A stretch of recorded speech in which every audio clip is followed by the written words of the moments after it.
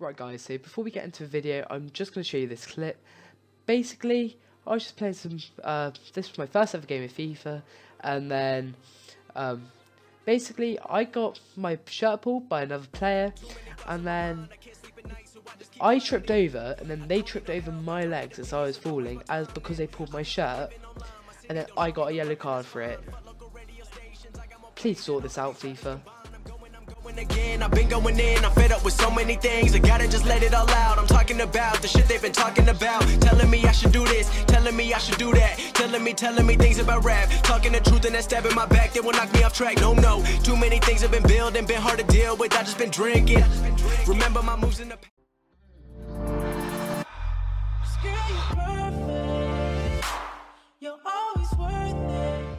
Right guys, so we're back with another video, and today I'm just going to be teaching you a couple things on how to trade, how I do it. I can trade to 1 million on most FIFAs. I have done. I didn't do it on FIFA 17 because I didn't play it that much. Anyway, I'm just going to get into it. Right, so basically, first tip I'm going to give you is to get the daily rewards on the web app, because that will give you a few coins to play about with, and it will give you a head start across the rest. So basically what loads of people do, I don't know if you want to go to this extreme, but loads of people create their accounts and then go on FIFA 17, play on that, set it up, and then they go on the web app, go on all those accounts, and then they get the daily gifts with all their accounts and transfer it to one account. So that's one way you can do it, but if you just have one account, that's fine, because that'll work too. Just so you guys know, the web app's out on the 20th of this month, which is September. So basically, just keep an eye out there, and then just log on to it every day so you can get the packs from there. You can also get coins, but that can vary from 100 coins to like 2.5k. You can get quite a few stuff.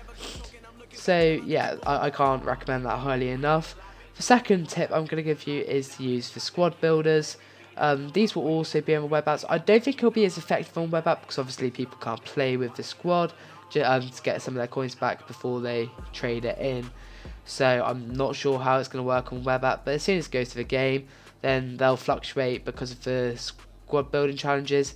That also helps with my next tip, because what I always do is I trade with bronze packs. So if you open bronze packs, you can get you can sell the squad fitnesses for a K, and then you can sell your team healings for about 700 coins.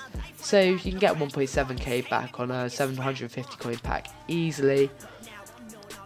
So that's one way. And also, if the squad buildings are on, the cards can fluctuate to like about 800 coins, so you can make lots of profit on that. I did it this year when I had about 350k, and then I got about 300 squad fitnesses, which go for a K each, so I got 300k just on that, and everything else was basically profit. So that's how I would trade, but just check the market before you do it, just check what consumables are going for, or else you can lose money obviously. Second tip I would go for is investing in the first team of the week, because they just go up in price so much. But one tip with that, I would just not go for the people which you think will get a second in form, because if they get a second in form, their first in form will drop in price, which means that investing doesn't really work. So yeah, just be careful with that one. Like last year, I got 150k from the web app stage, and then I invested in Embolo, which was for one to watch. Also, that's another good idea, invest in one to watches, but I got unlucky because Embolo got injured within like the first week, and it was quite a serious injury, so he was out for most of last season, which means his card dropped from about 150k to about 15, so I lost so much money there. So the next tip I'm going to give you is just trading with silvers. BPL right backs, left backs go for a lot. Centre mids go for a lot. English centre mids for any league go for a lot. This is bronze and silver. Pacey strikers go for a lot. And yeah, they're the cards you're looking out for bronze and silver. For gold, You just want to sort of check the market. I traded with centre mids last year, but that's because passing was more of a thing. So I would just check for what's like going. From the demo, it looks like passing is in there again, plus pace. So I'd invest in pacey players and players with good passing. Also, 5-star skillers are also good to get while they're cheap on the web app, and then you can sell them on release because people will just sell their expensive players, build cheap teams. And also, I can't stress this enough, if you're going to buy packs, do it like you're not, got the money to spend on packs normally. Just spend it at the start of FIFA, because that's when everything is inflated. So if you just sell it then, you can get the coins. And if you do pack stuff at the start of FIFA, like say you get a Suarez or something, sell it and buy it back a couple weeks later. Don't hold on to it, because you'll regret it, honestly. And then over 50k, you would want to start trading with golden forms. I would leave off them for a little bit, but that you can trade with them, just be careful. Normally around 50k I trade with silver informs, and I just buy them for cheap in the day and I list them up in the night when there's not that many of them. But I wouldn't go for like silver informs where there's loads of the market. I'll go for ones where there's a few, so you can just like wait for some of them to expire and then you just list yours at a higher price. That's really effective. And then another way I would say to do is with golden forms, they're sort of like common sense, so you'll need to find your own players, look at the team of weeks, see what could sell, do some sniping. But just with the sniping, be careful, because you can get a trade ban for sniping like too much. So if you do a little bit of sniping, play a game and then snipe again, just so you can avoid that trade ban. So yeah, I think that's about it really. That's just a couple trading techniques. I've spoke for about 6 minutes now, so that's long enough. And yeah, I hope you guys enjoy trading. If you've got any questions, just ask it in the comments, because that's probably the best way of doing this. I will answer your questions in the comments, but they're just a few techniques. I can't stress how good the squad building challenges were last year, so yeah, have a look at them every so often. And yeah, that's it guys, and I'll see you guys next time. Just pause it. I wanted to do the tasks, so I went and did them so we can get the rewards. We used some of the consumables we got from the bronze packs, which means we got some money back that way as well, but more kept on selling. So I'm just going to show you the bronze stuff selling as we were doing this main trading. We got Daniel Repair, and then we picked them up for about 3.8k, and then we sold them for about 4.8k, so we made about a K profit on it, which is insane. And I was expecting these sort of players to sell, but then it turns out that there weren't actually many of them on the market. That right back's a really good one to sell. I brought 4 or 5 for about 800 coins and sold them all for a K. The pair sold. Literally, we started with about 2k and then we got to about 4k here very quickly. All I did was just go on the market and look for silver players and hope that basically somebody wasn't overbidding. I think it happened twice where it was overbidding, which is actually brilliant. And when they did overbid, it was like for the minimum, so I just put it over and then it normally sold anyway. But I just put one of the contracts I got from consumables from the bronze packs earlier. We also picked up this right back from Man City.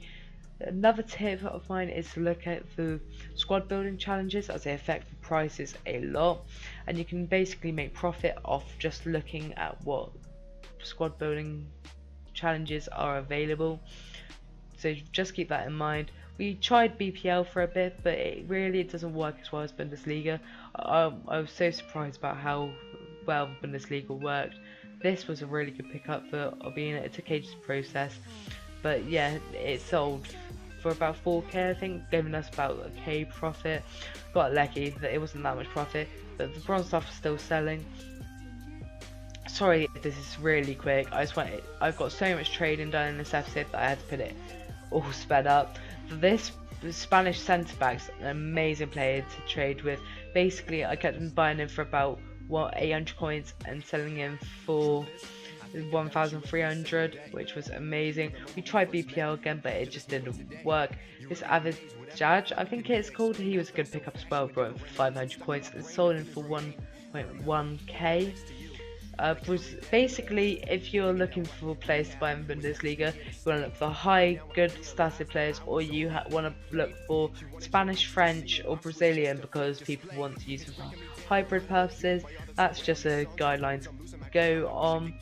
Yes, so if you have a look here, we still got some of the bronze stuff to sell, but most of it has gone. Some of the silvers took quite a while to sell, but if you have a look, we just kept on picking them up so easily. You can pick up about 4 or 5 deals every minute, and that's not even over exaggerating.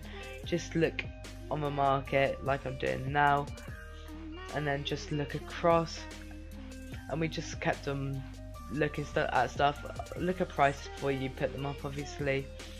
And some of them were disappointing, but some of them were amazing deals. Apara's also a really good one to trade with because he's not the best right back in the Bundesliga, but he's also a decent one. So people won't think he goes for that much, but he actually goes for about 6-7k. Because everybody wants Dijkmeer, so they sort of just don't look at a pair. Gramin's also a good CDM to trade with. I bought him for about 800 coins every time, sold him for about 1.3k, and that worked a lot. As you can see, the bronze stuff was still selling, so we were getting profit from that throughout the video.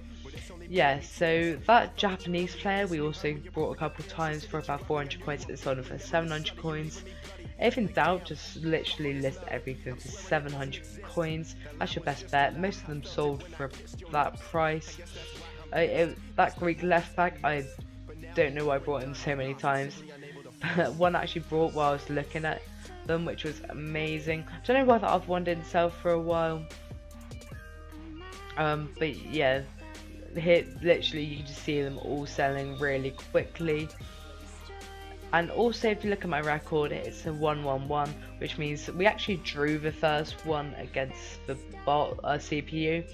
That is shocking, but it was because I didn't have any chemistry, and then we went and sorted out the team by buying gold worth 300-400 coins. So we've got basically 4k in that as well, which as we start to end this episode at about 18k. I forgot to